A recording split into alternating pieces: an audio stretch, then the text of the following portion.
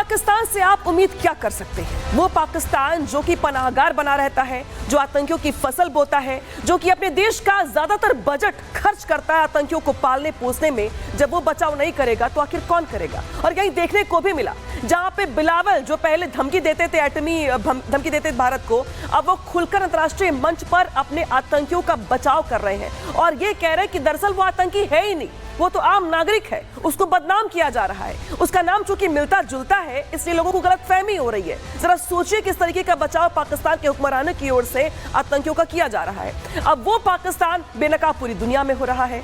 दुनिया भर के लोग ये जानते हैं कि पाकिस्तान किस तरीके से आतंकियों को पैदा करता है, आतंकियों को प्रशिक्षित करता है, ट्रेनिंग करता है और पड़ोसी देशों में भेजता है आतंकवाद को फैलाने के लिए। लेकिन अब वो पाकिस्तान अंतर्राष्ट्रीय मंचों से झूठ बोल रहा है, लेकिन वही दूसरी ओर जो सांसद है भारत के, जो नेता है भारत के, वो पाकिस्तान को एक्सपोज भी कर रहे हैं। लेकिन एक तरफ जो तस्वीर निकल के सामने आती है वो आती है पाकिस्तान से, जहां पर बिलावल बिलबिला गए हैं, आतंकियों को बचाने में जुटे हुए हैं पाकिस्तानी नेता। और वॉशिंगटन से खबर निकल के सामने आई जब बिलावल ने यहां पे आतंकियों की वकालत कर दी। जैश के आतंकी हाफिज अब्दुल रऊफ का यहां पे बचाव किया गया। रऊफ कोई आतंकवादी नहीं है, ये बिलावल भुट्टो की ओर से कहा गया, केवल प्रतिबंधित आतंकी से मिलता जुलता नाम है इसलिए उसे बदनाम किया जा रहा है, ये कहा गया उनकी ओर से। और पहले भी ऐसी कोशिश की जा चुकी है, ये भी उनकी ओर से कहा गया है। पाकिस्तान जो है, हालांकि इसके पहले भी कई बार ऐसा कर चुका है, जब जब भारत की ओर से ये आरोप लगाए गए तब तब पाकिस्तान ने अपनी ओर से सफाई दी और ये कहा कि जी नहीं, हम आतंकवाद नहीं फैलाते, हमें बदनाम किया जा रहा है। इस बार भी कुछ ऐसा ही किया जा रहा है बिलावल भुट्टो की ओर से। क्या कुछ कह रहे हैं वो, सुनवाते हैं आपको। Around and they show a picture of a man with a beard leading funeral prayers, and this delegation goes around violently sort of shoves this picture in everybody's face, and they say, look, this guy is a terrorist. The fact of the matter is this man is not a terrorist. Pakistan is proof. He happens to have a name similar to one of the sanctioned people, but he's not.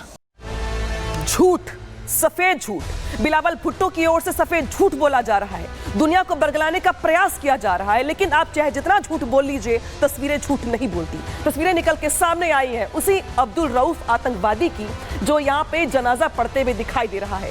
और इसी के पीछे आपको पाकिस्तानी सेना के बड़े बड़े अधिकारी दिखाई दे रहे होंगे। आपको मेजर जनरल राव इमरान से लेकर के तमाम जो बड़े अधिकारी हैं वो यहाँ पे रऊफ के पीछे खड़े हुए दिखाई दे रही हैं। और अब बिलावल की ओर से कहा जा रहा है कि दरअसल ये चूंकि नाम मिलता जुलता है इसलिए गलतफहमी हो गई है, ये कोई आतंकवादी नहीं है ये। लेकिन जरा सोचिए कि ये रऊफ ऐसा आतंकवादी जिसको अमेरिका ने भी माना है कि ये आतंकवादी है, लिस्टेड आतंकवादी है, लेकिन अब पाकिस्तान की ओर से इस नाम, इस चेहरे को लेकर के भी झूठ बोला जा रहा है। तो पाक की पोल यहां पर खुल चुकी है और रऊफ की यहां पे कुंडली भी खुल चुकी है।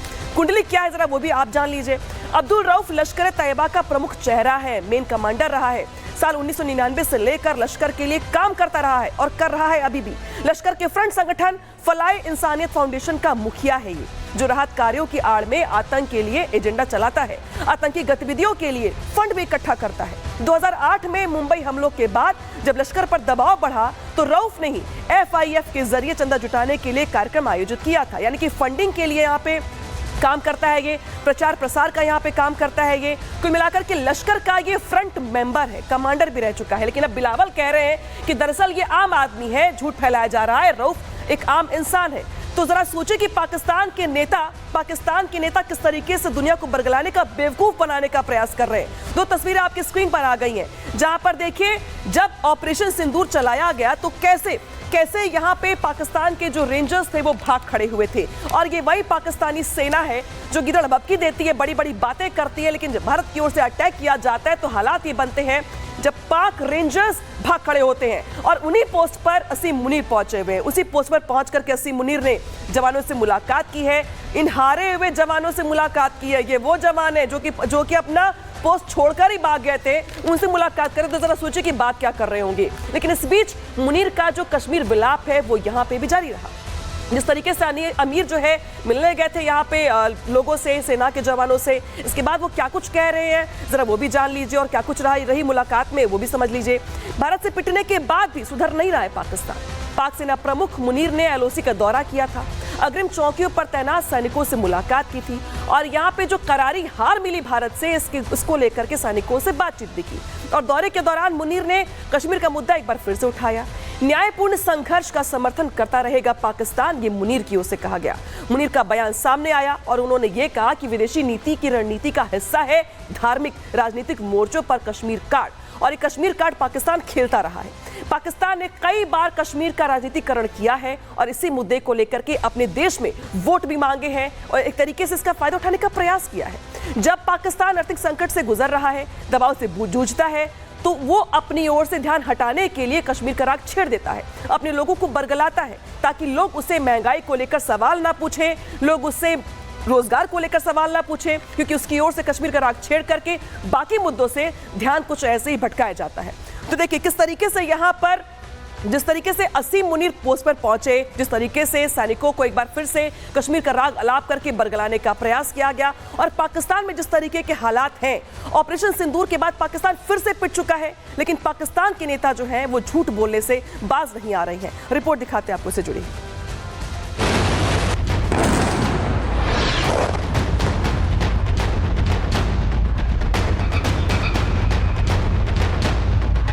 भारत की ऑपरेशन सिंदूर का असर पाकिस्तान अब तक भूल ही नहीं पा रहा।